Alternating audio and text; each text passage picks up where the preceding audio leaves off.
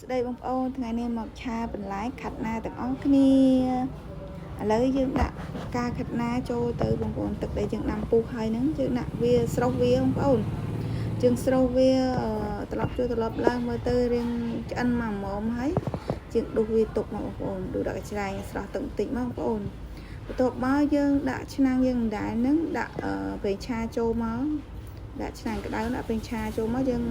បំពងខ្ទឹមបងប្អូនយើងបំពងខ្ទឹមរៀងក្រហមល្អបន្តិចមកបងប្អូនចាំយើងដាក់ស្ករចូលហើយយើងដាក់ទឹកត្រីយើងចូលបន្តិចមកបងប្អូនឲ្យឈ្ងុយទៅចាំយើងដាក់សាច់យើងចូលបងប្អូនយើងដាក់សាច់យើងចូលមកជាមួយថ្លើមជាមួយសាច់ហ្នឹងបងប្អូនយើងដាក់ចូលគ្នាហើយយើងឆាចូលត្រឡប់ឡើងត្រឡប់ទៅយើងក៏ដាក់រ៉ូឌីយើងដាក់រ៉ូឌីបន្តិចមកដាក់ប៊ីចេងបន្តិចមកដាក់ប្រេងខ្យងបន្តិចទៀតមកហើយយើងឆាវាទៅបងប្អូនឆាវាត្រឡប់ចូលត្រឡប់ឡើងចូលជាតិទៅហើយយើងដាក់ទឹកមកបន្តិចបានហើយបងប្អូនដើម្បីបង្ងាស់វាឲ្យឆ្អិនល្អបងប្អូនហើយយើងក្របវាទៅក្របប្រហែលជាមួយសន្ទុះទៅយើងបើកមកវិញមកបងប្អូនយើងបើកមើលថា